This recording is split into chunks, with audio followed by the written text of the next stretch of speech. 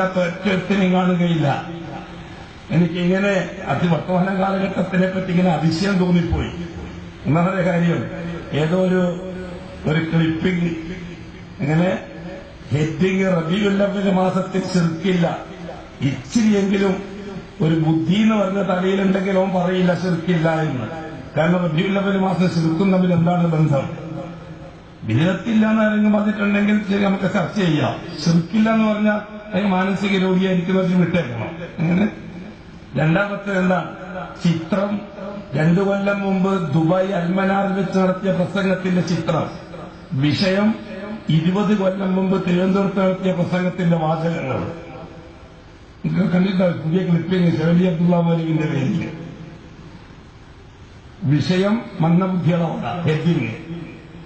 ചിത്രം 2 കൊല്ലം മുമ്പ് ദുബായ് അൽമനാറിലുള്ള ചിത്രം. നിങ്ങൾക്ക് അതൊക്കെ മർക്കത്തുൽ ഖുർആൻ കരീം എന്ന അക്ഷരം കാണാൻ കഴിയില്ല. ശബ്ദം 20 കൊല്ലം മുമ്പ് നടത്തിയ പ്രസംഗം. അള്ളാഹ് പണ്ട് ഞാൻ കുത്തുവെത്ത് കഴിച്ച ചോറ് നിന്ന ചിത്രമൊന്നും എനിക്ക് കിട്ടാത്തത്.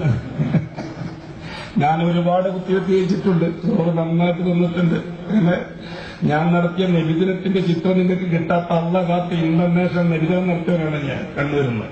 ആയിരക്കണക്കിന് നൂറുകണക്കിന് മദ്രസകളെ ഒന്നിച്ച് സംഘടിപ്പിച്ച് 10,000കണക്കിന് വിദ്യാർത്ഥികളെ യൂണിഫോം ഇട്ട് മുന്തിയ മുദ്രാവാക്യം ഞാൻ തന്നെ ഉണ്ടാക്കി കൊടുത്തിട്ട് നബിദിനം നടത്തിയവൻ. അന്ന് ഈ മൂവി സിസ്റ്റം ഇല്ലാത്ത അള്ളാഹ് ഇല്ലെങ്കിൽ അത് ഇന്നലത്തെയാന്ന് പറഞ്ഞിട്ട് കൊടുത്തേനെ കുറെ മന്ദബുദ്ധികൾ.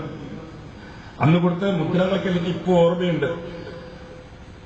ബഹിരാകാശത്തെത്തിയതും ആദ്യത്തെ കൊടി നാട്ടിയതും ആംസ്ട്രോങ് അല്ല, ആൽഡ്രീനല്ല, മുത്ത് മുഹമ്മദ് നബിയാണ് എന്നൊക്കെ മുദ്രാവാക്യ പണ്ടിന്റെ വിതരത്തിന്റെ യാതൊരു CE ടച്ചുള്ള കാലം.